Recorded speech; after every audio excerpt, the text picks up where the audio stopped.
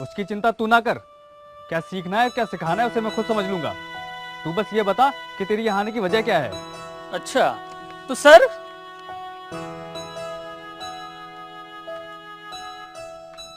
आपको अंग्रेजी बहुत अच्छी लगती है ना, तो ये लीजिए, आपके लिए अंग्रेजी में प्रेम पत्र लाया हूं।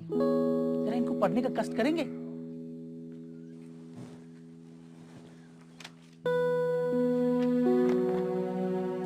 रूही, अरे मन में क्या पढ़ रही हो? जरा हम भी तो समझे कि भोला भैया कौन सी कमाल की चीज लेकर आए हैं। The land number 12, survey number 78, 14 village Sitapur, which said to be the property of Mr. Ram Prasad Dashrath Prasad, son of deceased Shri Dashrath Prasad Chote Lal, who sold this land in his total conscious state for sum of rupees 5,000 to Shri Banwar Lal Yadav.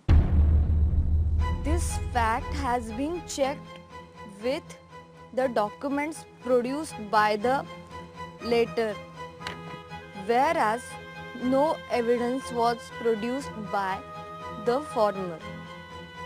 Hence, the court rules the order in favor of Mr. Bhola Prasad Yadav, son of deceased Shri Banwar Lal Yadav. The court ordered the former to vacate the area with immediate effect without any obligation towards the latter.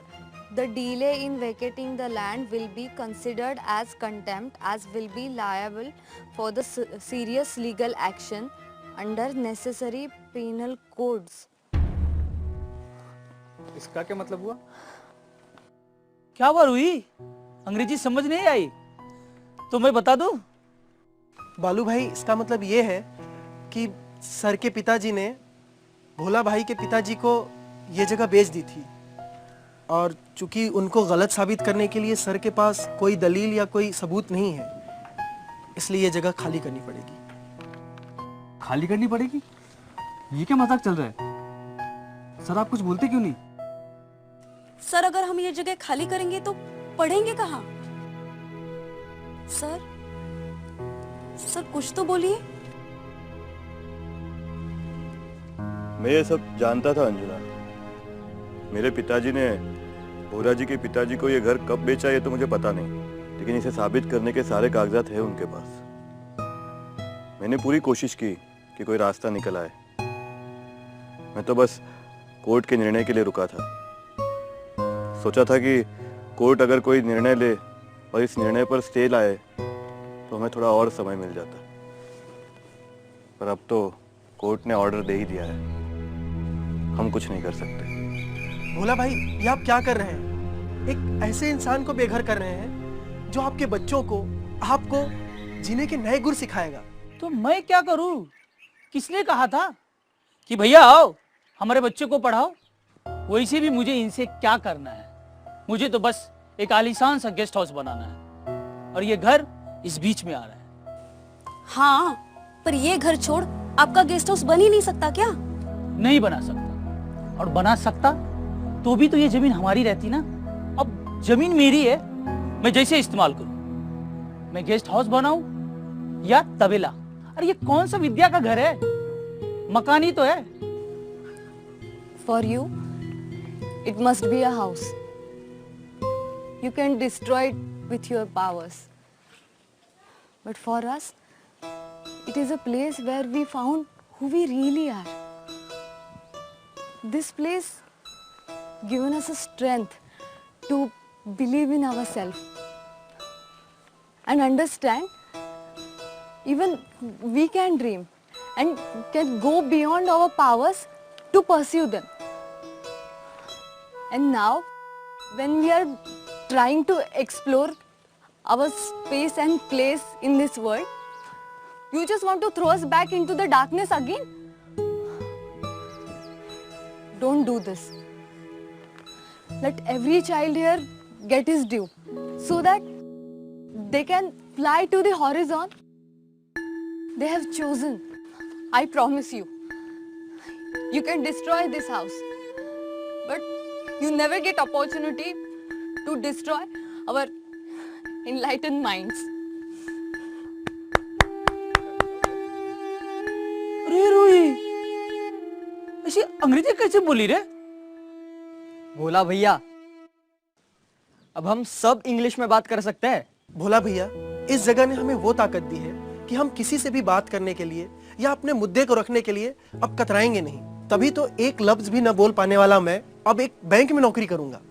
अच्छा, तो bank में नौकरी लग गई? हाँ, और अंजुना दीदी भी अपने कपड़े शहर के बड़े मॉल में बड़े बड़े नामों के साथ कंधे से कंधा मिलाकर बेच सकती है।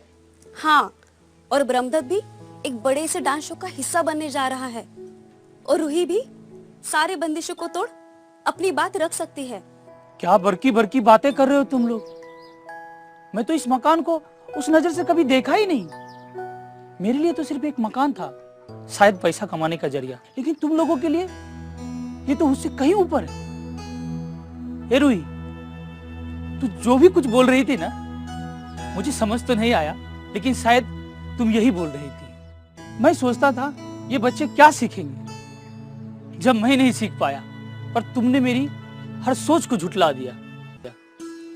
भोला चाचा, अब कहीं जाकर हमारे पंखों में ताकत आई है ऊंची उड़ाने भरने की। इन पंखों को काटिए मत।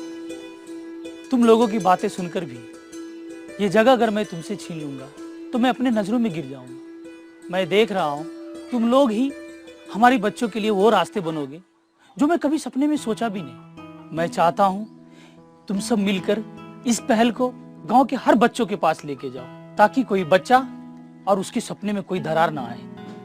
रूही, जरा कागज देना।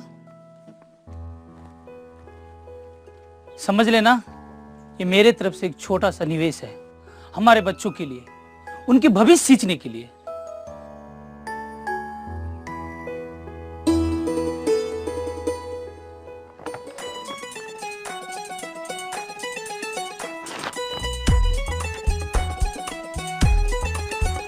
टर्निंग पॉइंट आया लाइफ में लेके सारी खुशियाँ। टर्निंग पॉइंट आया लाइफ में लेके सारी खुशियाँ। आसमां से ऊंचा, सागर से गहरा सपना। टर्निंग पॉइंट आया लाइफ में लेके सारी खुशियाँ। टर्निंग पॉइंट आया लाइफ में लेके सारी खुशियाँ। Turning point. तुम सबसे बात करके मुझे लगा शायद मैं भी बोल पाता, मैं अपनी बात रख पाता, तो ये आज स्टेडियम का कॉन्ट्रैक्ट भी मेरे हाथ में होता। राम प्रसाद जी बहुत अच्छा काम कर रहे हैं, करते रहिए। अच्छे अच्छे बच्चे यहाँ से सीख के जाएंगे तो अपने गांव की उन्नति में हाथ बटाएंगे। हम तो अंग्रेजी नहीं सीख पाए, लेकिन उन बच्चों को जरूर सिखाइए। अरे सिर्फ उन्हीं को क्यों, हम तो आपको भी अंग्रेजी और सॉफ्ट स्किल सिखा सकते हैं। अरे क्या मजाक करते राम प्रसाद जी, मैं और अंग्रेजी? मैं बिल्कुल मजाक नहीं कर रहा हूँ भोला जी, आप आइए हमारे क्लास में। और वैसे भी कोई नई चीज सीखने के लिए उम्र की कोई जरूरत नहीं होती। चलिए रे, चलते हैं राम प्रसाद जी।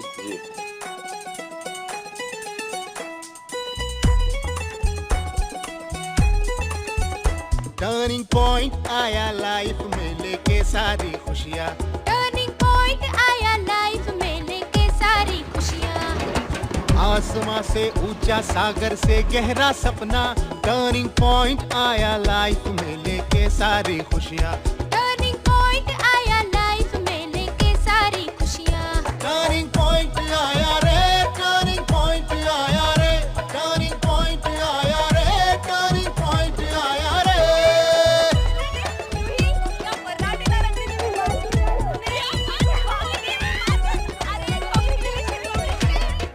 मैं बदलूंगा, देश भी बदले, हम सबका जीवन ही बदले।